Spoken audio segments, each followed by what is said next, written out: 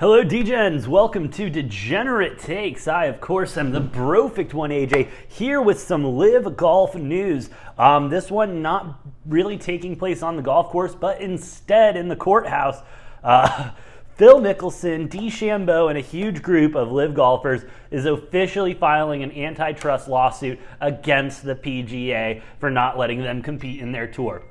They're also taking it another step and filing a temporary restraining order so that Taylor Gooch and I can't remember the other guy's name, sorry, in order to play in the FedEx Cup playoffs that are coming up next week. This is after the PGA did suspend and ban all players that did tee off in live events. It's been a very, very tense relationship in golf between the live and the PGA players and the organizations in general.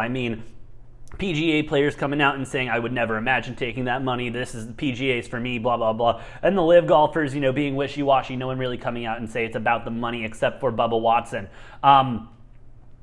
This is going to be interesting because this court case is not only going to mean a lot for the players in live, but this is going to mean a lot for golf in general because the PGA doesn't really have them under contract. They sign the player's handbook, which is essentially just a code of conduct.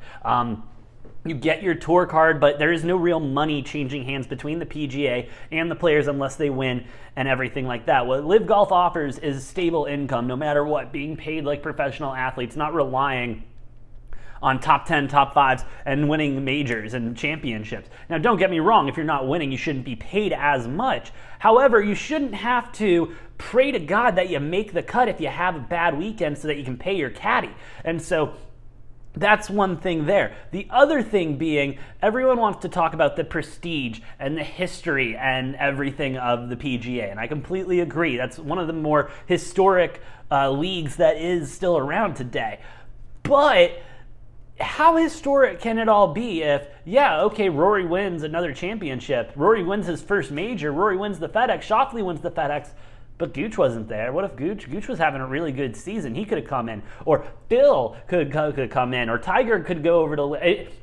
there's a lot of then what ifs and not, we have all of the best players under the roof and that's what it is. Unless the PGA wants to start paying these players as contractors, as employees, not as independent contractors, the PGA should have to allow the live golfers to compete, because it is open and everything. They should not ban them because of joining another league. I'm not saying that the PGA doesn't have a right to ban anyone or anything like that. However, if you are not employed by someone and you make the decision to go work for somewhere else and you still want to go back, they should still let you back. It's the same thing with independent wrestling. I can go to any company I want to. I can go to this one in Arizona, I can go to this one in Vegas, I can go to this one in California, I can go to any company.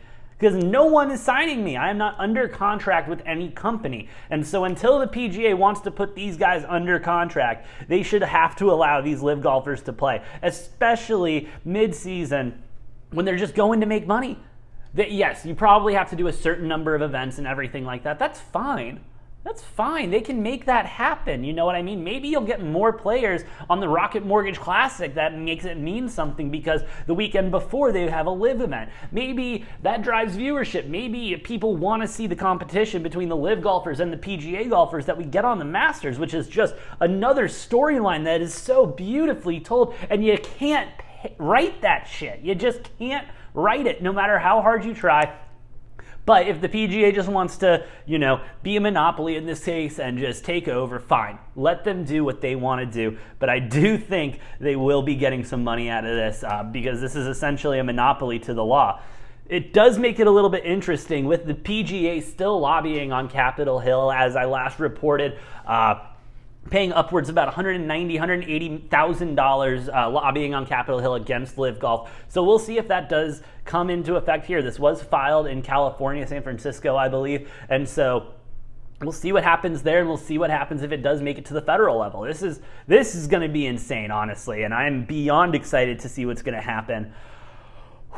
It's going to be a story that we definitely will stay with.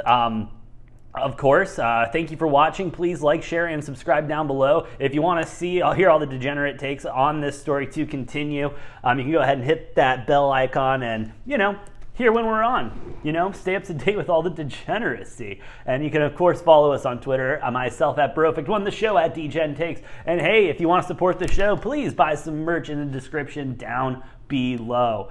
With that being said, I've been the Brofict1 AJ, and we'll see you next time on Degenerate Take.